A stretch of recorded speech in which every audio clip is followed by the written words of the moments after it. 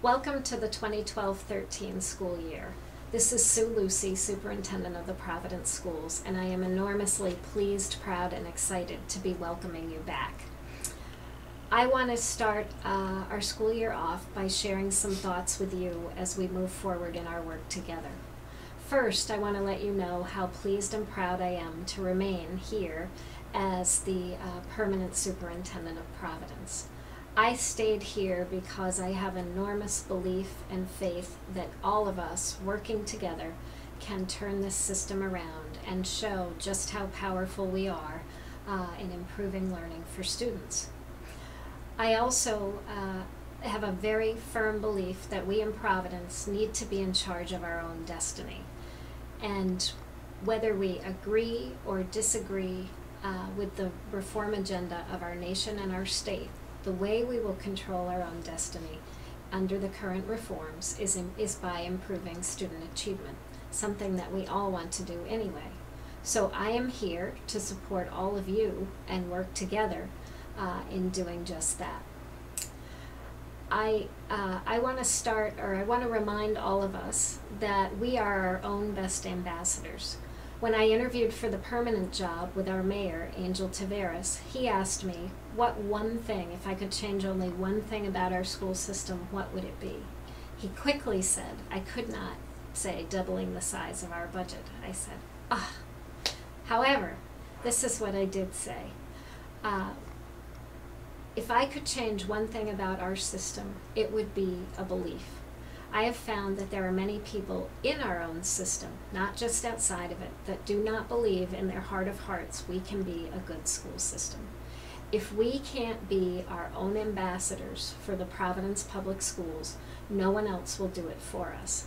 We need to be honest. We need to acknowledge that we have shortcomings and enormous challenges, but we also need to be positive about the many things we are doing to be on the road to success, and we need to celebrate our small wins while we get there.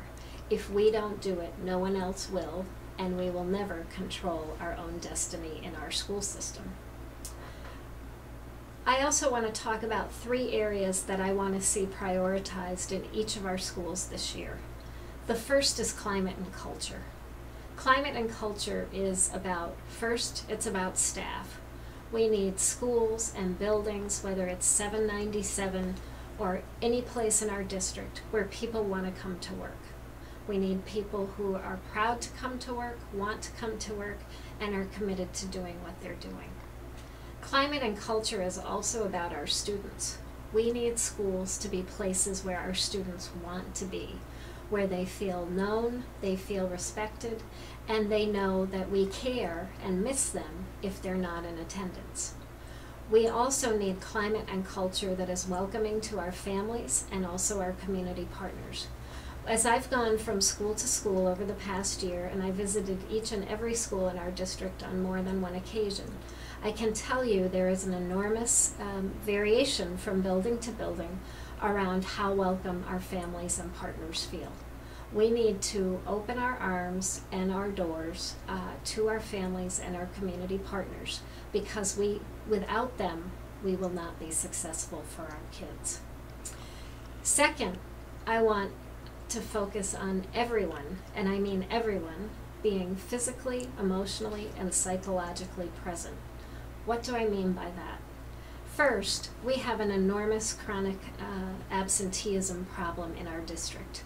At the kindergarten level, roughly 1/3 of our kindergartners miss 18 or more days of school. When you get to the middle school level, it's above 40%, and when you get to 9th grade, it's 60%.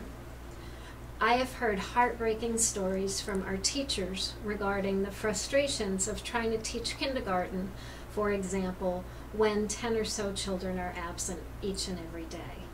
We need our students to be present, and we need to do that in ways that make them and their families feel supported.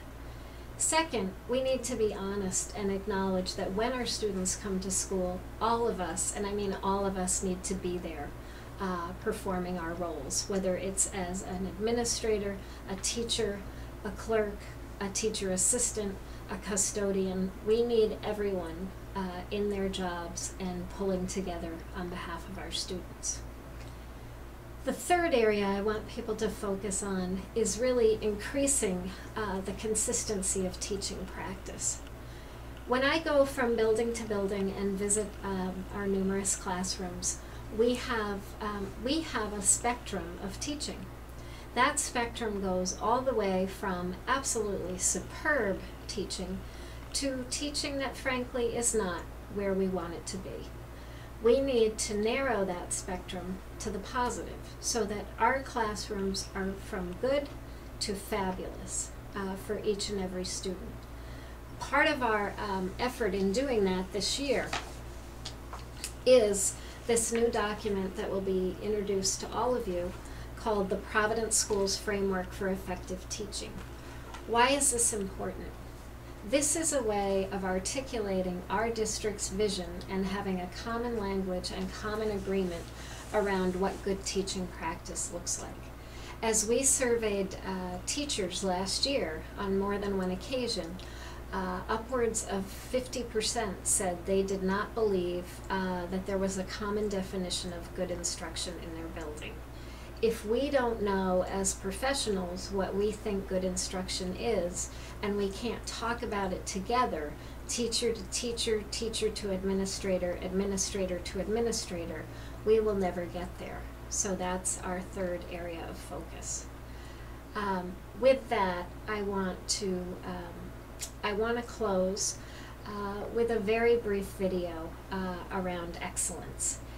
It's a video that I personally found to be something that made me think about excellence in both my professional and personal life, and I found it to be uplifting. So I'd like to share it all with you.